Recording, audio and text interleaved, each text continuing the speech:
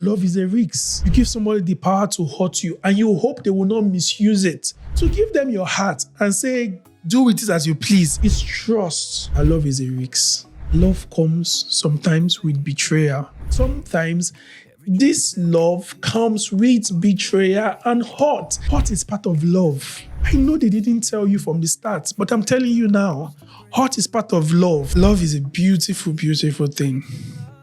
But here's what most people never tell you about love. The moment you decide to love, at that moment, you have also decided to expose yourself to the possibility of being hurt.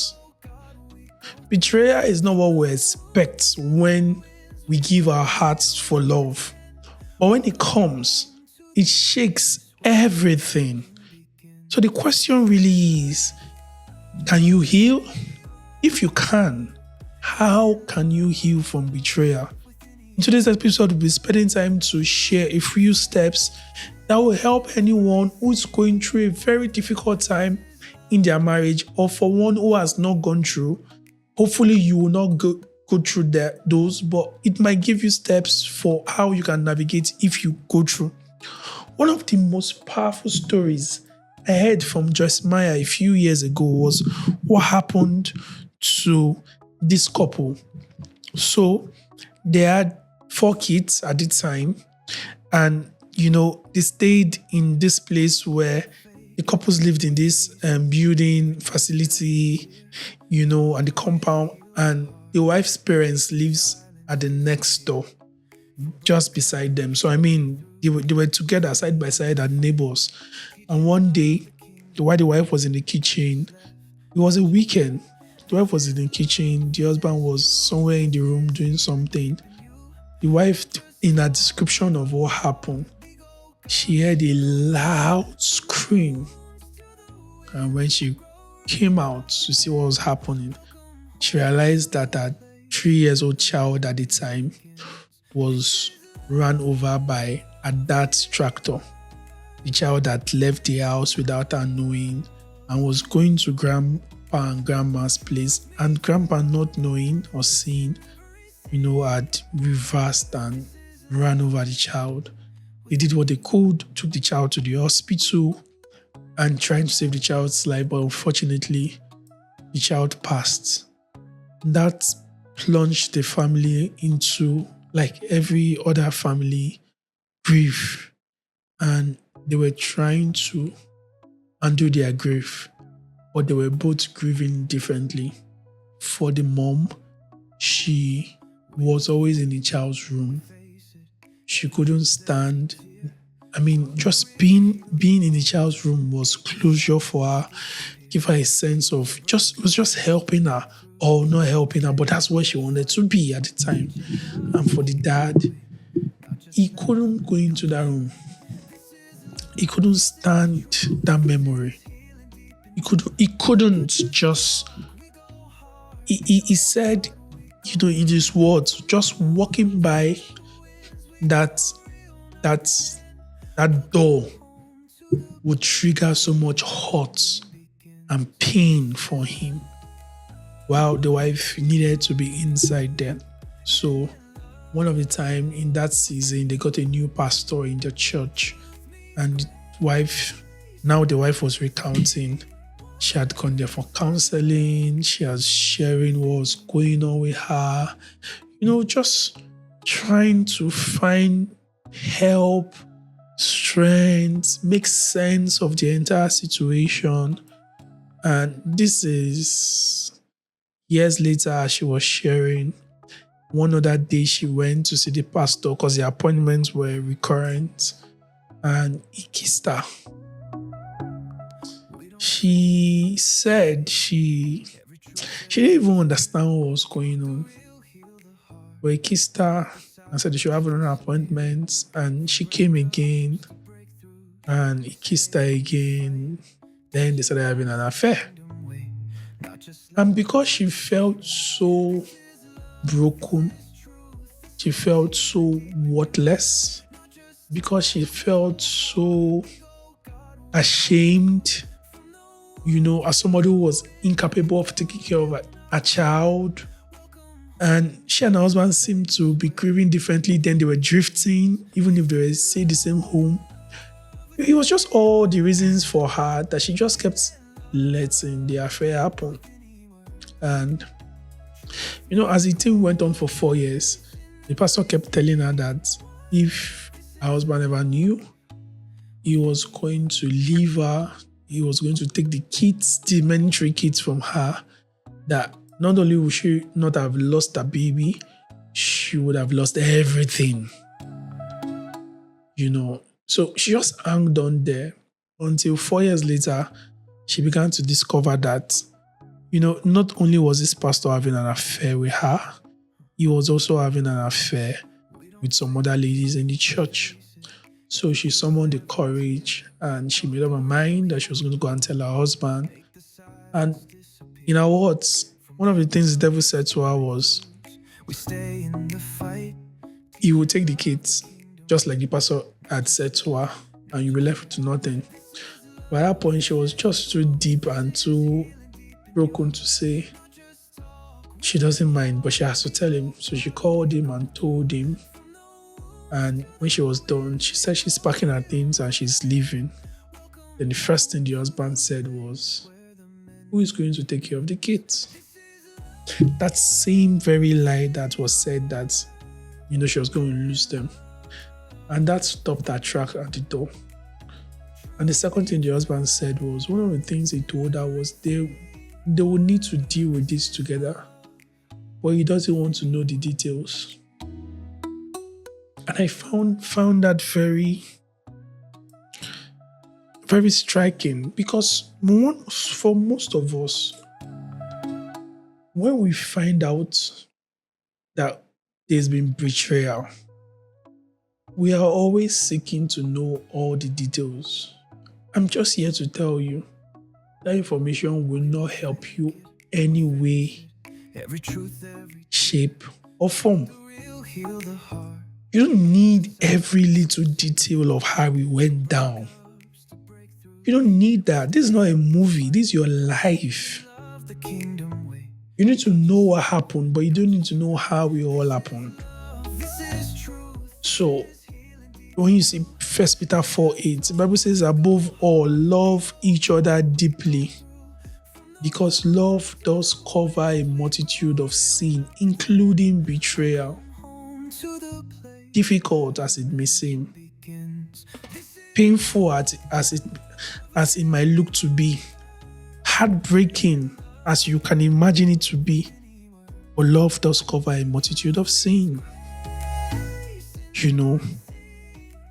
Brothers and sisters, if someone is caught in sin, you who live by the Spirit should restore the person gently. But watch yourself, or you also may be tempted. These are the author of love informing you ahead of time that love comes sometimes with betrayal, and these are ways you can deal with them. Be kind and compassionate to one another.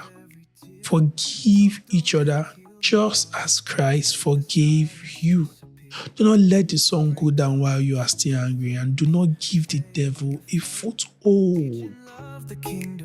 Very critical. So you see, the reality is that love is a risk. God took a risk making humanity. He made us to have choice and will, and he knew that there was the option of us disobeying him, but he did it anyway. But he took a risk giving Jesus to come and die for him. He knew that Jesus could have come here and said, oh, you know what, this is too much, I'm not doing this again, I'm going to destroy these old people, they are ungrateful. Love is a risk. It's a risk that you can decide to say, okay, I choose you and I'm giving you my heart and I'm trusting you to say, you would not hurt me even if I'm giving you my heart. It's a risk, but love is a risk. Love is a risk. It is, but it's a risk you have to be willing to take.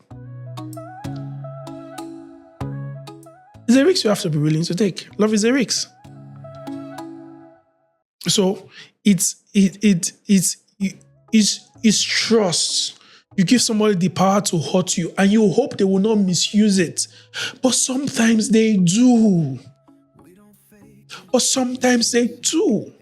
You cannot say you will not love without involving and being aware that it's a risk. And I cannot tell you to love without also informing you that sometimes this love comes with betrayal and hurt. It's just part of the way it is. You need to be prepared to deal with it. And there are tools on how to deal with it. Betrayal doesn't always start with malice. In this case, it was grief. Grief led them apart and led to something else. Sometimes it could begin with vulnerability that are left unchecked. Just like the grief. Sometimes it could be loneliness. It's been unchecked. It's not being discussed. So sometimes, you have to realize that you probably also had a part to play in somebody betraying you. Yes, the person did it. Yes, they chose to do it, but you probably also provided a supporting environment for that to happen. You have to be, when God made us, He made us to be able to have choices. So He knew what He was saying. He was involved in creating the environment to say these people have the ability to disobey me. That was part of His responsibility. And He takes it when we did it. When we still do it, He still takes it because it's part of His responsibility. You probably created the environment. It might be distance. Sometimes not just physical distance, but emotional distance. It could cause betrayal to come in. These things, when Ephesians 4:26 says, do not give a foothold to the devil, these are the foothold. The mind picture of the foothold in that scripture, let me give you that. It's a mind picture of somebody trying to close the door. And as the person is about to close the door, somebody puts their leg in between and refuses the door from being slammed. So now the door is not fully closed. It's almost closed, but there's a little space that, if not checked, somebody else can enter. That's the foothold. The devil sometimes uses those distance, grief, loneliness, unhealed wounds. Those things begin to open the door. They begin to creep in. They begin to step in. And you need to see them at the beginning. Sometimes we are too emotional to see that we have opened the door. We have left a foothold. Sometimes we just open the door wide by ourselves. We open the door wide by ourselves with our response, with our approach. We just open the door. You need to be able to see that it happens sometimes. Because another thing that leads to malice and betrayal is the environment we allow ourselves to be in, or we allow our spouse to be in. When you give somebody your heart, it's also your responsibility to help the person handle your heart in the right environment. So give them your heart and say, do with it as you please. It's not a very wise thing to say. It's not a very wise approach to love. Do your best to provide the environment. Will they be able to step out like Adam did? Yes. But still provide the environment. Because any one of us, me, you, anybody who constantly is placed in the wrong environment, where they are influenced wrongly, where they are shown the wrong thing, I'll give you an instance. If I'm constantly in an environment where people are betting, and all my friends are betting, I have betting shops at the workplace, everybody's talking to me about betting. When I go online, I'm seeing betting. After a while, I will bet. I'm just using bet. I'm not saying you should not bet. I'm just saying I don't bet. I'm just saying you can do what you want to do. We all can be influenced. That's my point. My point is we all can be influenced. All of us can be influenced. So it's our responsibility to help ourselves and help the people who we've given our heart to stay within the right environment so they are not influenced wrongly, because guess what? Their choices will hurt or make us whole. So we have to be involved. We have to be involved. It also would allow us to have empathy, which is the first step to how we respond to betrayal. not blame. We immediately, when betrayal happens, we immediately get into blame. And what blame does is that it hardens our heart instead of helps us to begin to start the process of healing. So when the betrayal happens, if you don't put your mind to say, what caused it? Was it grief? Was it loneliness? Was it your unresolved wound? Was it distance? Were they in an environment that was unhealthy for them? Did I skip something? I'm not saying blame yourself. No. Not blame yourself. It's just being empathic to say, okay, what happened? What was going on in their mind? Where did they find themselves? It helps you begin to start the process of healing, not for them, for yourself, because you are hurt. And this is how you can start quickly the process of healing when you are betrayed.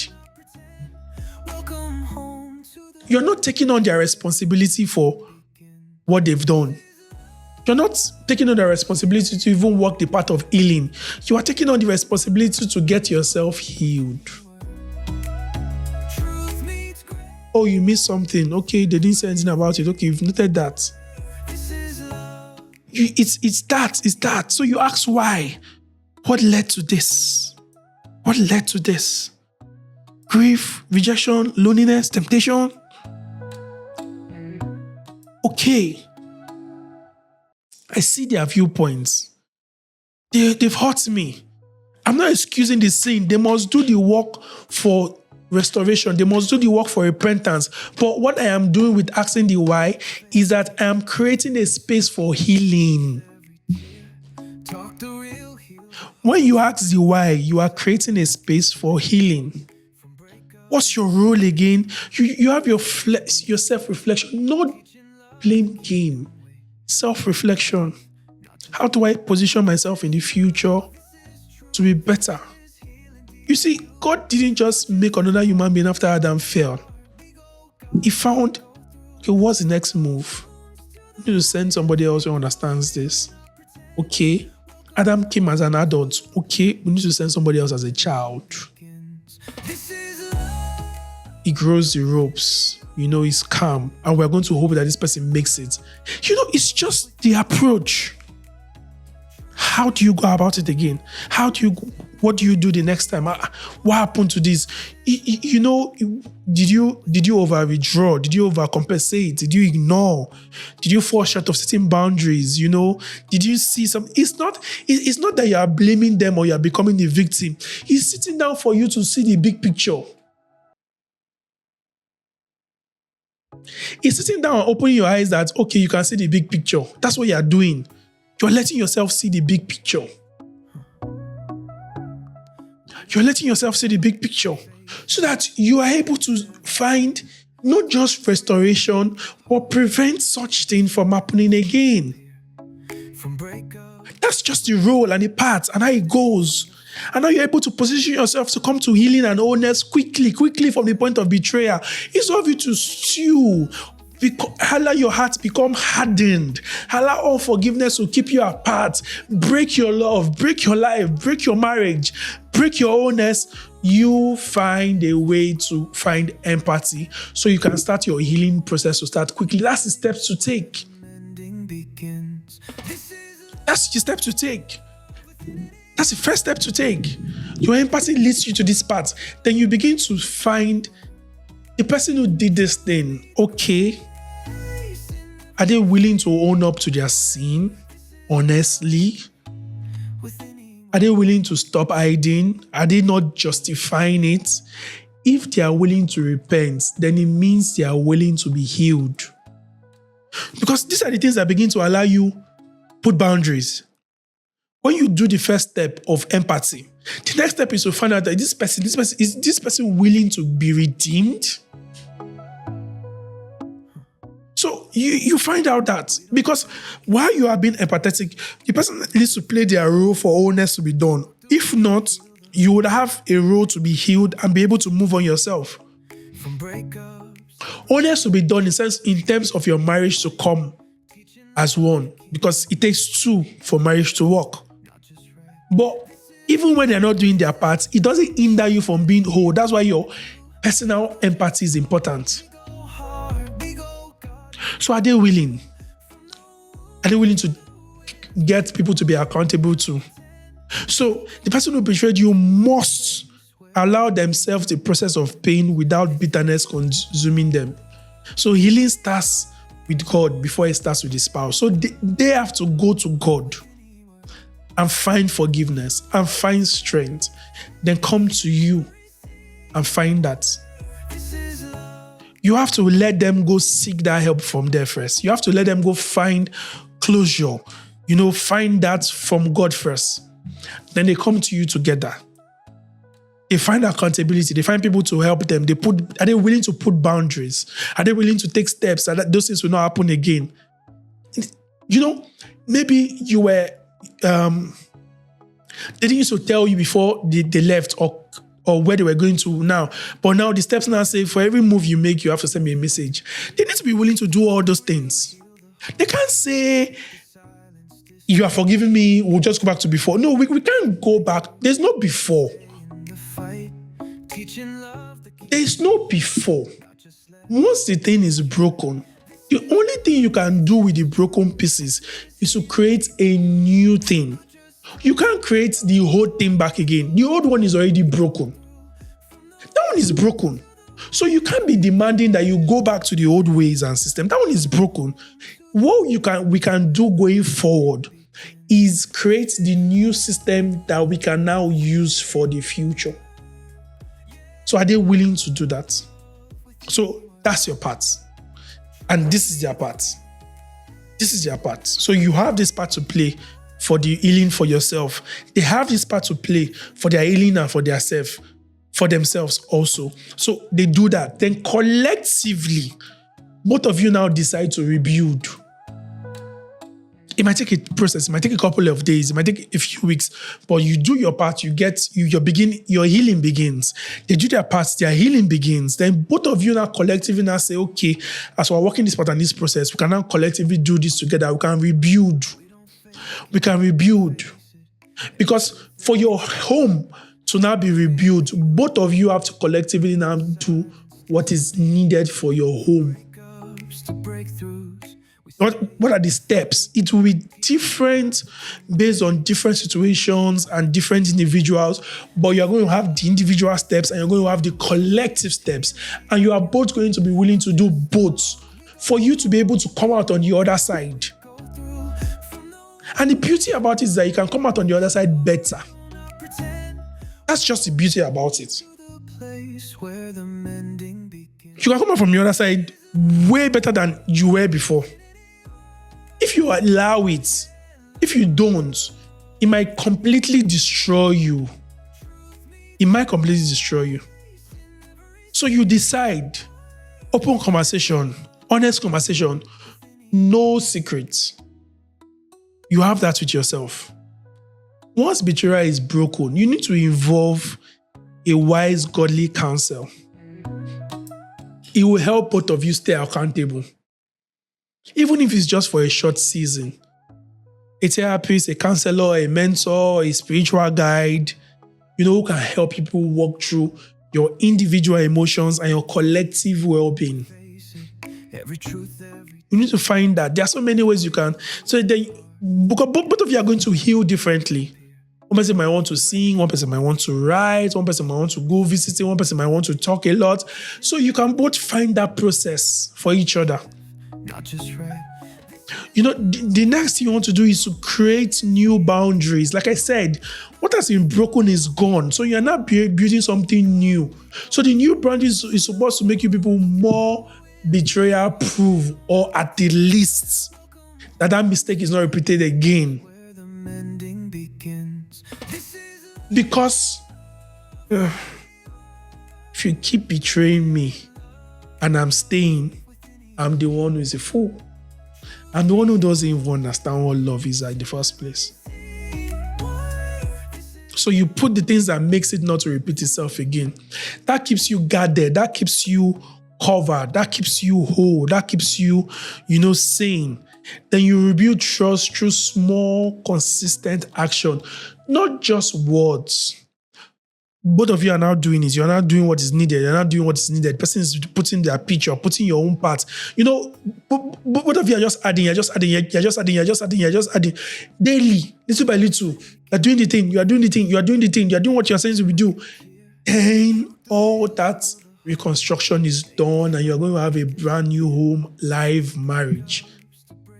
And you look back at what happened, then be able to give God thanks for it. Then be able to see, oh God, you used this to build us better. Thank you. So the key principle here is, you have to be able to let the spouse feel safe. They have to feel safe enough to want to work with you again, both ways. The one who betrayed the person and the one who was betrayed.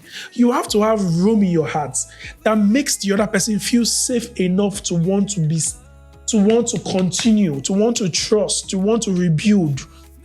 And safety is shown with those consistent actions. You have to avoid the trigger that led to the betrayal in the first place. You have to not and stop keeping them exposed or hiding from their weaknesses. You have to be able to do the work that allows them to enjoy the safety, the serenity, the oneness of being with you. If you are single, you might experience this betrayal before your marriage. Don't sweep it under the rug. Deal with it. Don't say, let's just get married like that and we'll figure it. No, figure it out while you people are still in the process. What cost it? Could this person be trusted again? Can they change? Yes, they can, but can I see the change now? Do I have the capacity to undo this? Yes, you do. But do you have the capacity at the moment? So do you need to build up the capacity to handle it? Do you need to build it up? So, because how you respond to this will determine what you can handle in the marriage. If you're already in marriage and the betrayal has happened, it doesn't need to end the marriage. It really doesn't need to end the marriage because it's a complex, delicate structure that's just involved in the entire love process. So both of you are willing to take the steps we've described individually and collectively. You can heal, but healing requires trust. Healing requires empathy. Healing requires accountability. Healing requires your willingness to roll your sleeves and rebuild. But you can. So you must ask yourself, what small steps can we take individually and collectively? What do we need to get this to work for us? You can, but you have to evaluate, you have to examine, you have to think about it and see how you can get there. Because you see, hurt is part of love. I know they didn't tell you from the start, but I'm telling you now, hurt is part of love. And healing is also part of love. And that healing is also a part of God. Why betrayal might break you for a moment, but you see, it doesn't have to end you. You can walk in restoration. You can walk in fullness. It might be difficult at first, but you can walk the path with empathy and honesty. Restoration, your marriage can rise from the ashes of betrayal into something new and amazing. And I pray that's what you will experience today. I pray your marriage finds the gift and the wholeness you seek and desire. This is Love with Ini. If you have questions, if you want to reach us for more information, if you want to book a counseling session, please reach us with the details on the screen. We'll see you in the next episode. Bye-bye for now.